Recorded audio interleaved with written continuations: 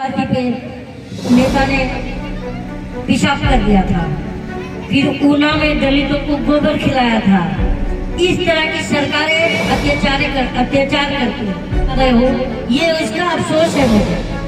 आपको कम से कम चाहिए कि केपी चौधरी जैसा आदमी असेंबली में, लोकसभा में जीत कर जाए आप लोग के बीच से और आप लोग की आवाज उठाए।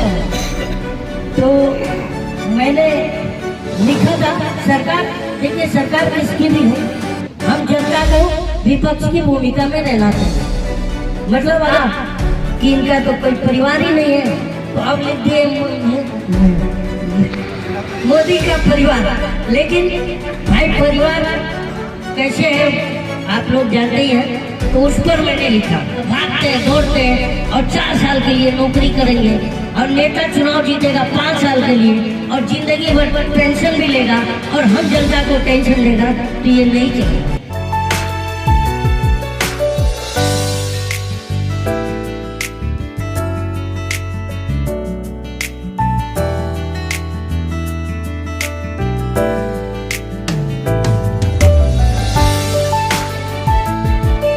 नहीं बोलूंगा।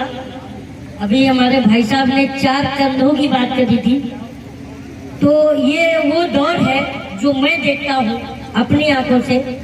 ये वो दौर है कि जिंदा लोगों को 4 लोगों का सहारा नहीं मिलता और मरने के बाद 4 कंधे तो मिल ही जाते, ये मैंने देखा है। तो वो ये दौर है। और सबसे बड़ी बात है कि हमने कहीं पढ़ा था कि जिंदा लोग ही आवाज उठाते हैं, वरना मुर्दे तो कहाँ आवाज करते हैं। तो जिंदा कौम, किसी ने कहा था कि जो कौम आवाज नहीं उठाती वो कौम लाशें उठाती। और आज मैं देखता ही रहता हूँ कि जगह जगह दलितों पर, आदिवासियों पर अत्याचार। अभी आपने ही देखा था मध्य प्रदेश में आदिवासी पे नेता ने पेशाब कर दिया था, फिर ऊना में दलितों को गोबर खिलाया था। इस तरह की सरकारें अत्याचार करती हैं। कहने का मतलब हमसे वोट लेती है। नेता कभी शक्तिमान नहीं बनता है, नेता कभी शक्तिमान नहीं बनता। जनता जो है, हम और आप अपने वोटों की शक्ति देते हैं, तब वो शक्तिमान बनता है। और जब हम वो शक्ति खींच लेते हैं तो उन्हें गली का कोई एक नॉर्मल आदमी भी नहीं पूछता। तो ये हमारी ताकत है और उस ताकत को हम गलत जगह इस्तेमाल करते हैं, तो वो ताकत को, हमारी जो शक्ति जो हम देते हैं, उसी शक्ति का जो है उपयोग जनता पर नेता करता है। तो इसलिए मैं बोलता था कि नेता जो बनना चाहिए वो केपी चौधरी साहब जैसा बनना चाहिए। बहुत बढ़िया। और लोकसभा में अगर कोई दहाड़े तो मैं समझता हूँ कि केपी चौधरी साहब को दहाड़ना चाहिए, क्योंकि मैंने वो बात देखी थी केपी चौधरी साहब में वो ईमानदारी नेता में बहुत कम मिलती है। बहुत पहले मैं बोलता भी था कि नेता अगर न लेता होता तो भारत विश्व विजेता होता। और मैं सोन चिरैयन की बगियन में बिस्तर डाल के लेता होगा। तो जो लेता है वो नेता नहीं होना चाहिए। तो चौधरी साहब जैसा बंदा जो है बहुत मैंने रियली देखा, इसलिए मैं इनकी सभा में पहली बार किसी मंच को, पॉलिटिकल मंच को शेयर कर रहा हूँ चौधरी साहब के लिए। और मैं आप सब जनता से ये अपील करूंगा कि अगर मजलूमों की, सताए हुए दुखियों की, दलितों की, आदिवासियों की, दबे पिछड़ों की आवाज अगर कोई है, तो आज के डेट में मैंने देखा केपी चौधरी साहब है। मैंने यूट्यूब पर भी देखा कि इनकी जो स्पीच जो है यूएनओ के पार्लियामेंट में होती है। तो आपके बीच में इतना बड़ा हीरा है, लेकिन आप तलाश नहीं पा रहे हो, ये उसका अफसोस है मुझे। आपको कम से कम चाहिए कि केपी चौधरी जैसा आदमी असेंबली में, लोकसभा में जीत कर जाए आप लोग के बीच से और आप लोग की आवाज उठाए। क्योंकि केपी चौधरी साहब वो बनने आए, मैंने देखा दिल्ली में रह के, इनके पास कोई भी जाता है तो इनके पास से ना शब्द नहीं निकलता। ये भी इनकी विशेषता है। और आप सब भी आजमा लीजिएगा। ये मेरा ऑब्जर्वेशन है, मैंने सामने से देखा हुआ है। तो मैं यही कहूँगा कि आप लोग के पास जो है ना बहुत कस्तूरी है, मतलब हिरण के नाभि में कस्तूरी होती है और महक आती है तो इधर उधर भागती है। उसे खुद पता नहीं होता कि मेरी नाभि में ये कस्तूरी है। वैसा ही आपकी नाभि में ये कस्तूरी है। और अगर इनकी खुशबू को पहचानोगे, लोकसभा में ऐसे बंदे अगर जीत के जाएंगे तो आपकी जो आवाज जो है मजबूती से सुनी जाएगी। यही कह करके मैं खत्म करता हूँ। जय हिंद। और मैं तो देखिए लोगों ने मुझे कहा, मैं थोड़ा बहुत लिख भी लेता हूँ, तो मैंने लिखा था सरकार, देखिए सरकार किसकी भी हो, हम जनता को विपक्ष की भूमिका में रहना चाहिए। मतलब अगर हम विपक्ष में भूमिका में रहेंगे विपक्ष के, तो जो हाथी बिगड़ती है, पागल होती है हाथी, उसको कौन संभालता है? ऊंट। और जब सत्ता निरंकुश होती है तो उसे कौन संभालता है? विपक्ष। लेकिन मैं आज ये दौर में मैंने 2-3 लाइन भी लिखी थी कि जब लोकतंत्र बर्बाद होता है तो उसके 3 लोग जिम्मेदार होते हैं। पहला बिका हुआ कलम, और दूसरा मरा हुआ विपक्ष, और तीसरा सोई हुई जनता। ये तीनों लोग जिम्मेदार हैं। आज जो संविधान की ये हालत है, लोकतंत्र की ये हालत है, वहां पर ये तीनों लोग जिम्मेदार हैं। तो देखिए प्रधानमंत्री जी बहुत झूठ बोलते हैं, इनसे ज्यादा मैंने तो आज तक झूठ का जनरेटर देखा ही नहीं मैंने कहीं। तो उस पर मैंने लिखा कि हम जनता, आप और हम 2024 के इलेक्शन में हर पोलिंग बूथ से एक आवाज करेंगे। पता है अभी बहुत पहले आया था मैं भी चौकीदार, तो जब किसी ने कहा कि चौकीदार ही चोर है तो चौकीदार हटा दिया गया। अब आ गया तो एक गांधी मैदान से लालू जी ने कहा कि इनका तो कोई परिवार ही नहीं है, तो अब लिख दिए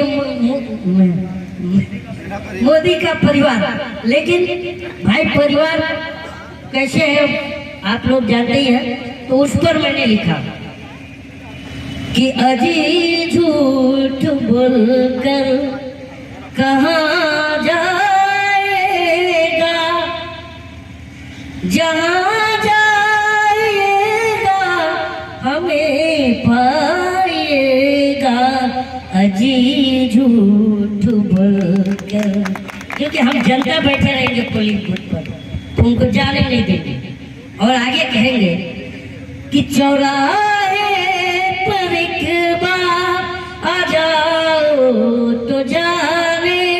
नोटबंदी में किसी ने कहा था चौराहे पर मुझे बुला लेना, तो चौराहे पर एक बार आ जाओ तो जाने, अच्छे दिन हमारे ले आओ तो जाने, 2 करोड़ रोजगार दिलाओ तो जाने, न दंगा फसाद कराओ तो जाने, अजी लाख जुमलों में छुप जाएगा, अग्निवीर बनाकर न बच पाएगा अजी झूठ बोलकर।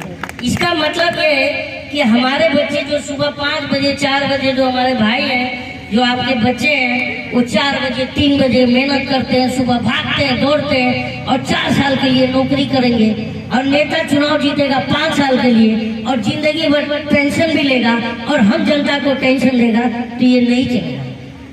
ये कहना है। और कहेंगे भी जनता, जो चौकीदार ने कहा था कि हम झोली उठा लो, तो उस पर भी हम कहेंगे कि चलो रे झोली उठाओ चौकीदार, मतलब 24 में भेज देंगे। तो कहेंगे कि चलो रे झोली उठाओ चौकीदार, अब जाने की तेरी रुत आई। चलो रे झोली उठाओ चौकीदार, जाने की तेरी रुत आई। और आपको पता है कि 2014 और 2019 में हमने अपने पलकों पे बिठाए थे, मतलब नैनों पर। तो उस पर हम जनता कहेंगे कि इन नैनों की टूटा मोती, बातें तेरी निकली झूठी, वादों में तेरी कोई जोर नहीं है, वादे तेरे सब हवाई होती है।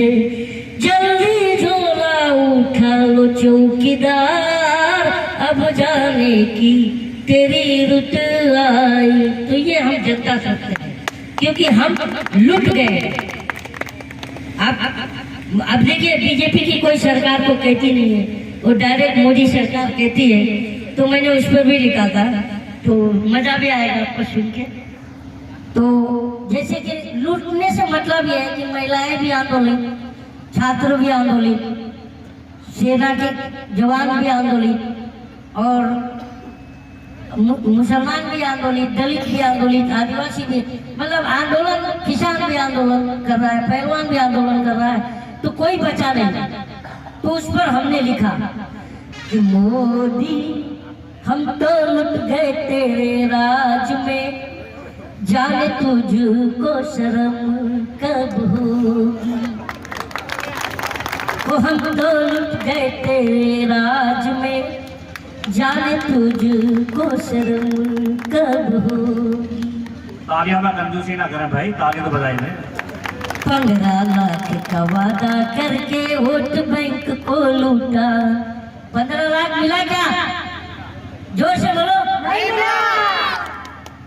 15 लाख का वादा करके वोट बैंक को लूटा, नोट बंद करवा कर लाइन में लगवा कर कूटा है रे मोदी।